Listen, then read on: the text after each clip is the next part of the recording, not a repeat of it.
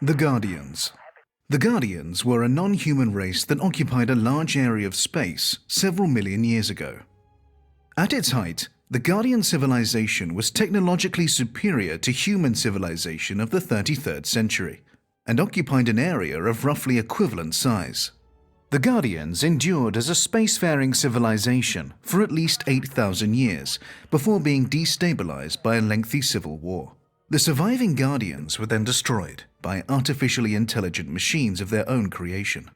The galaxy contains the ruins of dozens of Guardian settlements, and data logs recovered from these sites have allowed humanity to compile a remarkably detailed picture of Guardian society. The Guardian society originally consisted of groups of pack hunters who banded together for mutual protection before organizing themselves into clans. Even at this stage, the Guardians were highly intelligent, and they developed sophisticated hunting strategies that quickly saw them become their planet's apex predator. The Guardians' nascent civilization consisted of two discrete ethnic groups, one based primarily in the south of the planet and one in the north. As these groups expanded, they began to encroach on each other's territory, leading to a conflict that quickly blossomed into civil war.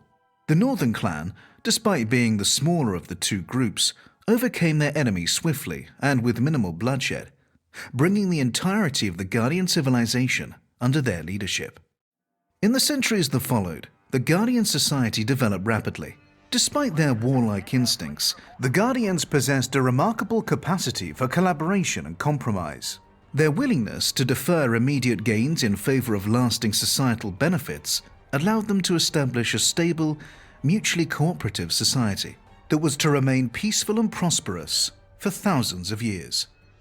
Although the Guardian society was in many ways a model of social equilibrium, the Guardians were nevertheless at the mercy of an insidious issue: overpopulation.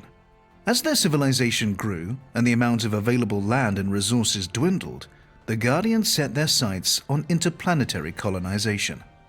By this time, the Guardians had developed a rudimentary form of space travel, but as the pressures of overpopulation became more acute, the rate of technological progress accelerated, and the Guardians' imperfect starships were soon supplanted by fast, powerful spacefaring vessels.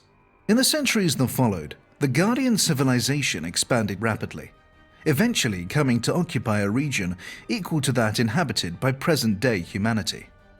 The Guardians' next major development was the creation of an interstellar communication system known as the Monolith Network.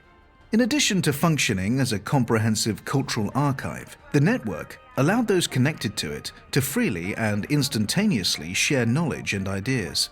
But connection to the network was dependent on the use of neural implants, and some of the Guardians were uneasy about this fusion of biological and non-biological.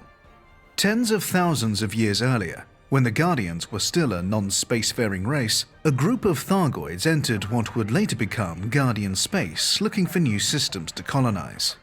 In addition to earmarking several systems containing ammonia worlds, they prepared a number of planets for occupation by seeding them with barnacles. These genetically modified constructs were designed to extract resources from a planet and transform them into resources more useful to the Thargoids.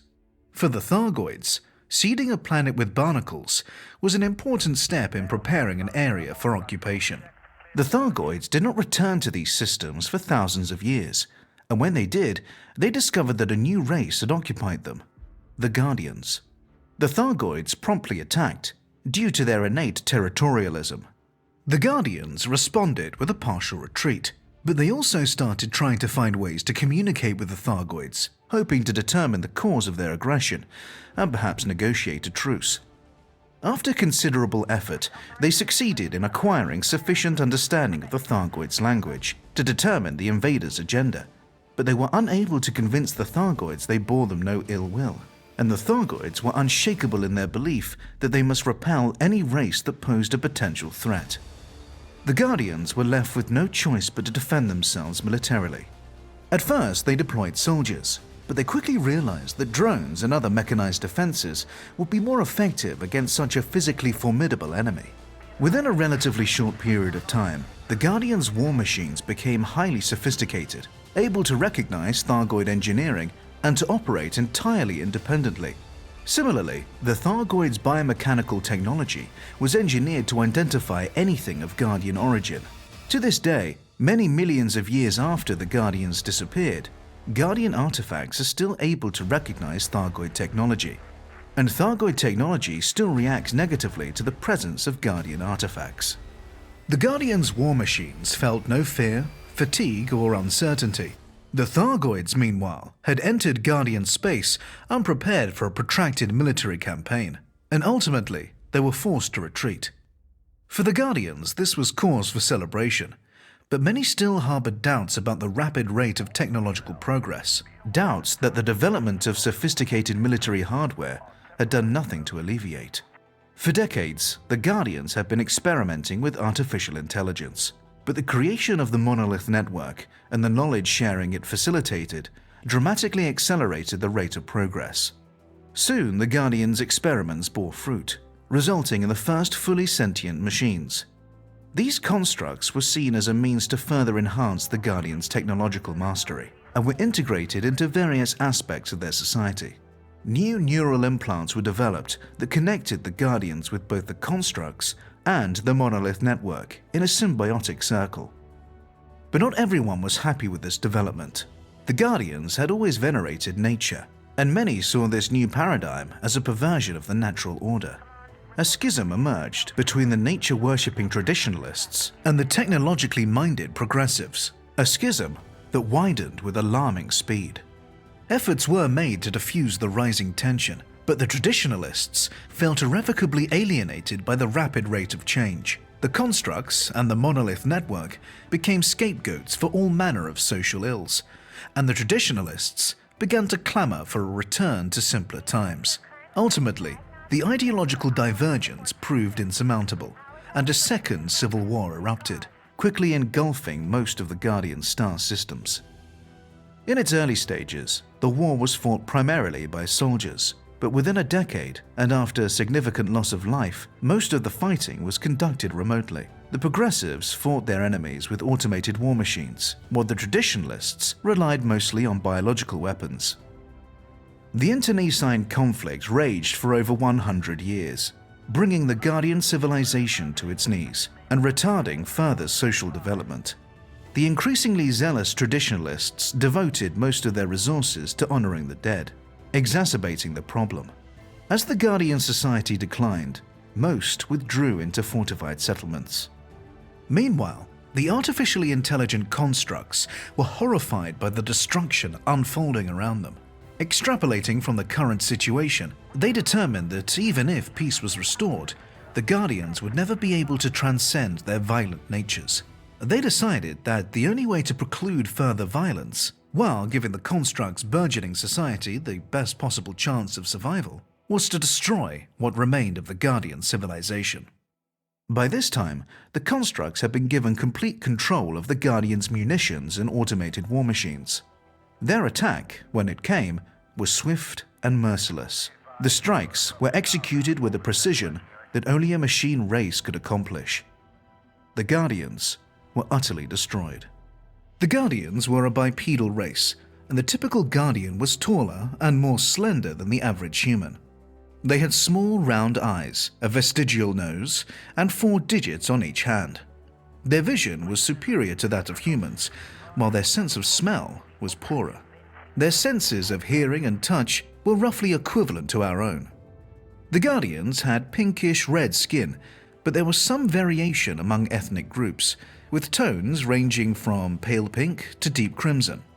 They also had serrated bony ridges on the outside of their forearms, which were used as weapons during their early history, when they were still semi-primitive pack hunters. The Guardians' environmental needs were broadly similar to those of humans. Their homeworld was warmer and had lower gravity than most Earth-like worlds. And when they began to colonize other planets, they typically favored ones that shared these qualities. The Guardians had 2 genders and reproduced sexually. Procreation was a matter of personal choice, but each individual was obligated to be a parent at least once in their life to ensure the continuation of their genetic line. The Guardians' social constructs were the key not only to their rapid development, but also to the stability that defined the halcyon days of their civilization.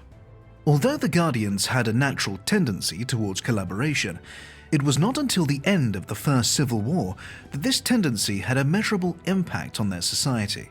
The social reorganization that followed the war included the creation of statutes that defined not only individuals' rights, but also their responsibilities to each other.